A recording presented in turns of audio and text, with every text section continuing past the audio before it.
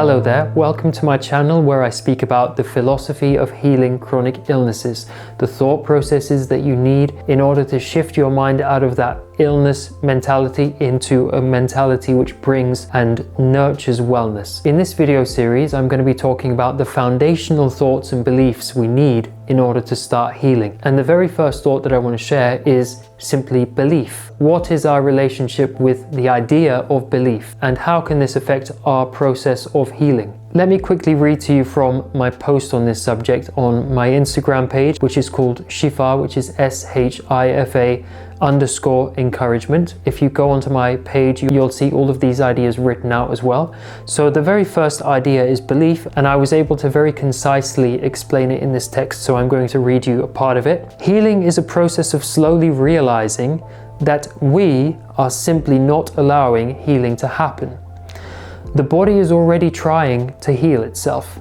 We simply have to stop hindering its ability to do this very natural thing. So what I want to speak about here is essentially our relationship with belief. The problem with belief and believing that we're going to heal, I think, especially when I see the way that other people speak about healing, is I find that there is a disconnection between people who say that belief is what heals us and people who say that you have to take physical action to heal. For example, there are mind-body teachers out there who talk about the meditations and thought processes we can use to heal.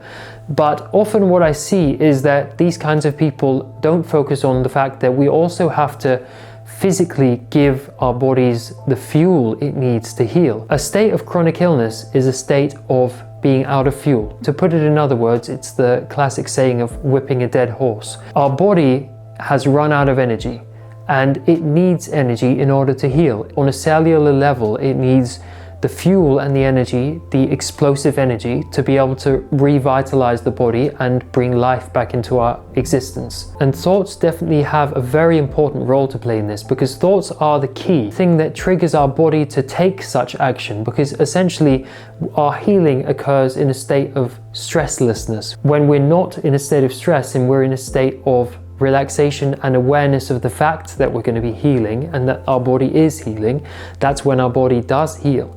But even in that case, what it needs is, it needs the fuel, it needs the building blocks to chemically and physically revitalize our body. So in my ideology of healing, this thought is critical.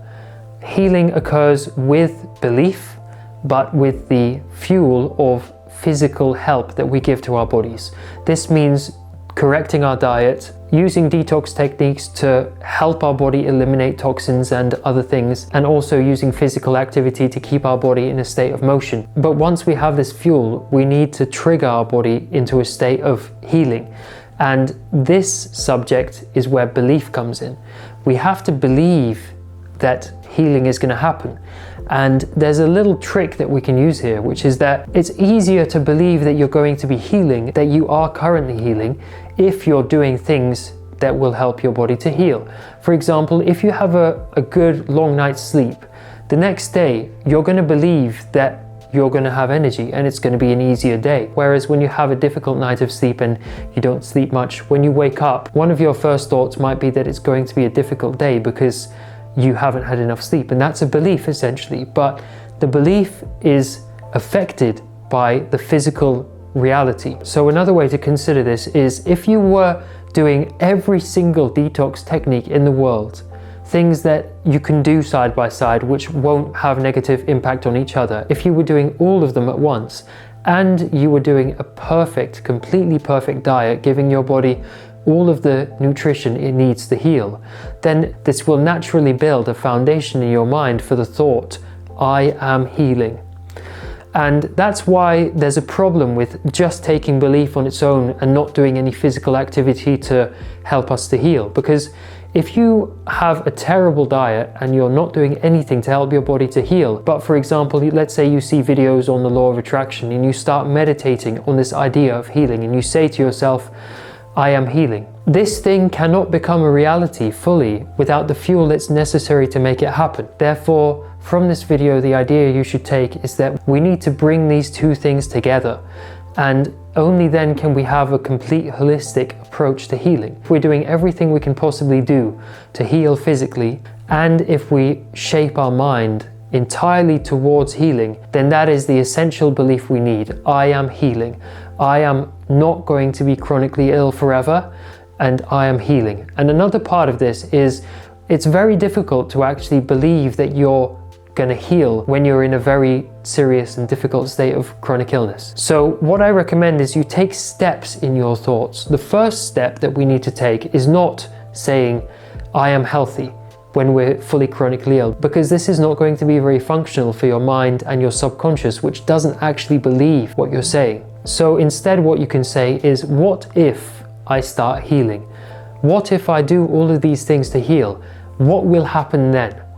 This is a far more fruitful thought process compared to just blatantly saying, I'm well, I'm healing, because that might work for some people, especially if their illness began psychologically. If the roots of their illness is in psychology and not physical problems, then it might work, it might create change, but a holistic view of healing would need to accommodate for every situation.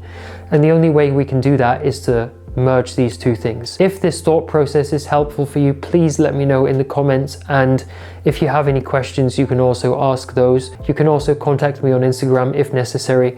Thank you for watching, and see you in the next video.